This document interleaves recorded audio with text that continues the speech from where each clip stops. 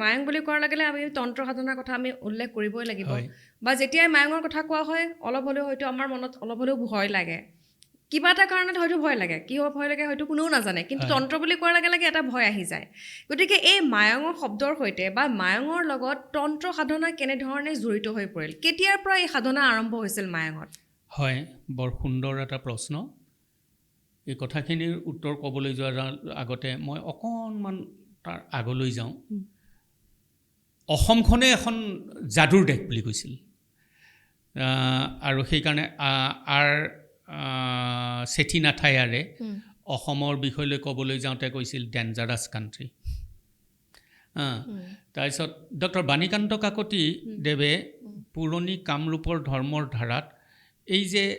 অসমৰ ৰজাই যেতিয়া কোনো দেশ আক্ৰমণ কৰিবলৈ যায় নাইবা কোনোবা শত্ৰুৰ লগত যুদ্ধ কৰিবলৈ যাওঁতে তেতিয়া তেওঁলোকে কি কৰিছিল এটা ক'লা মানুহৰ মূৰ এটা ক'লা বান্দৰৰ মূৰ এটা ক'লা মেকুৰীৰ মূৰ এটা ক'লা কুকুৰৰ মূৰ ক'লা গাহৰিৰ মূৰ ক'লা পাৰৰ মূৰ ক'লা হাঁহৰ মূৰ এনেধৰণৰ কিছুমান তান্ত্ৰিক বস্তু কিছুমান দ্ৰব্য কিছুমান সেইবিলাকেৰে পূজা কৰি পেলাই ভূৰ এখনত উটুৱাই দিছিল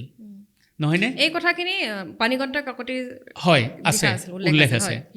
এইবিলাক ভূৰখনত উটুৱাইছে মানে ৰঙা চাউল মানে আহু চাউল এই এনেকুৱা ধৰণৰ তান্ত্ৰিক বস্তু কিছুমান দ্ৰব্য কিছুমান লৈ পেলাই ভূৰ এখনত দি পেলাই উটুৱাই দিছিল যদি ভূৰখন শত্ৰুৰ মুখে যায় তেতিয়াহ'লে শত্ৰু হাৰিব নিশ্চিত আৰু যদিহে ভূৰখন উভতি আহে তেতিয়াহ'লে মিত্ৰপক্ষৰ কাৰণে বিপদ আমি জানো ৰামসিংহৰ লগত যিটো লাচিত বৰফুকনৰ যিখন যুদ্ধ হৈছিল আগিয়াঠুৰিৰ সেই যুদ্ধত য'ত নেকি 10,000 অসমীয়া সেনা মৰিছিল ভূৰখন উভতি আহিছিল আৰু সেইকাৰণে লাচিত বৰফুকনে যুদ্ধ কৰিবলৈ ইচ্ছা কৰা নাছিল প্ৰাচীন কামৰূপৰ যিটো মন্ত্ৰৰ পৰম্পৰা আছিল সেইটো আহি পেলাই মায়ঙত কিয় সীমাবদ্ধ হৈ পৰিল সেই কথাখিনিৰ উত্তৰ ক'বলৈ গ'লে আমি অষ্টম নৱম শতিকালৈ যাব লাগিব অষ্টম নৱম শতিকাত বিশেষকৈ তন্ত্ৰমন্ত্ৰ আমাৰ গেইট চাহাবেও কৈছে ডক্টৰ বিৰিঞ্চি কুমাৰ বৰুৱা ছাৰেও কৈছে বিভিন্ন সময়ত বিভিন্নজনে কৈছে যে মন্ত্ৰৰ উৎপত্তি হৈছিল বিশেষকৈ পঞ্জাৱ নেপাল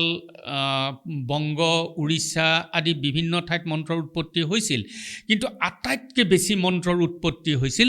কামৰূপত কাৰণ তন্ত্ৰমন্ত্ৰ সাধনাৰ বাবে আটাইতকৈ উৎকৃষ্ট ঠাই আছিল কামৰূপৰ 3 টুকুৰা ঠাই কদলীৰাজ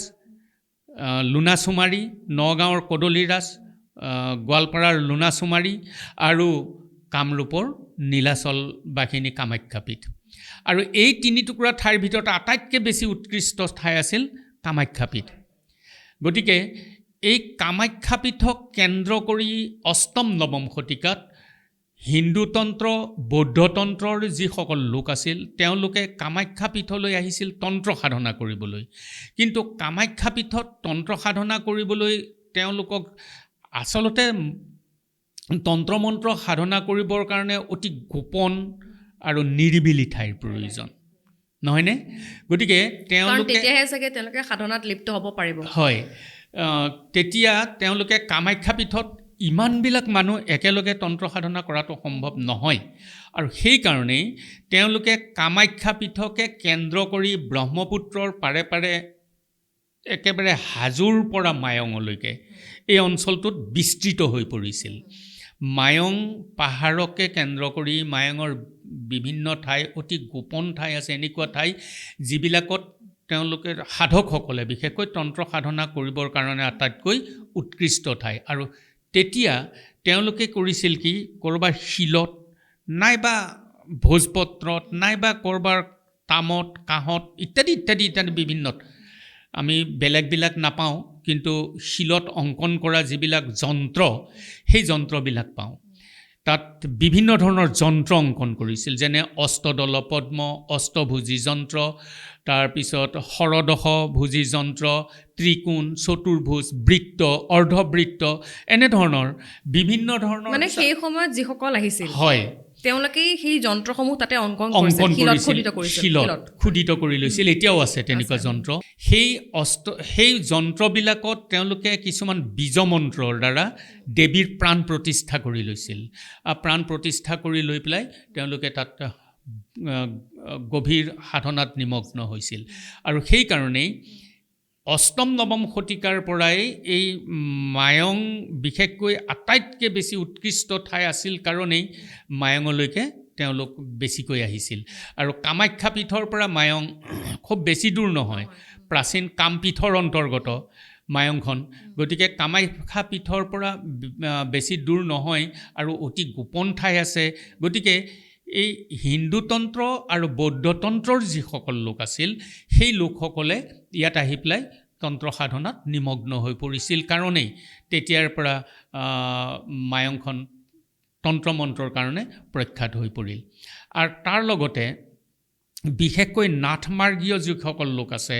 আৰু জনজাতীয় লোকসকল আছে, তেওঁলোকৰ সৰল বিশ্বাসৰ ভেটিটো মন্ত্ৰই প্ৰতিষ্ঠা লাভ কৰিছিল। গতিকে সেইফালৰ পৰা মায়ঙৰ তন্ত্ৰ মন্ত্ৰ প্ৰায় 18 শতিকালৈকে, যোৱা 18 শতিকালৈকে মায়ঙত তন্ত্ৰ মন্ত্ৰৰ গভীৰ সাধনা হৈছিল। কিন্তু 18 শতিকাৰ পিছৰ পৰা ই ক্ৰমে কমি যাবলৈ মানে ধৰিলে। অষ্টম শতিকাৰ পৰা ধৰক আমি আৰম্ভ হোৱা বুলি ক'ব পাৰোঁ। অষ্টম নৱম শতিকাৰ পৰা 18 শতিকালৈ মায়ঙত চলিছিল তন্ত্ৰ সাধনা চলিছিল। বাহিৰৰ লোকো আহিছিল চাগে তন্ত্ৰ সাধনা কৰিবৰ বাবে। হয়, আৰু মই ক'লোৱেই যে হিন্দু তন্ত্ৰ বৌদ্ধ তন্ত্ৰ দুইটা লগ হৈছিল, একীভূত হৈ পৰিছিল সেই সময়ছোৱাত। গতিকে তেওঁলোকে হিন্দু তন্ত্ৰ আৰু বৌদ্ধ তন্ত্ৰৰ লোকসকলে আহি পেলাই ইয়াতে তন্ত্ৰ সাধনাত নিমগ্ন হৈ পৰিছিল।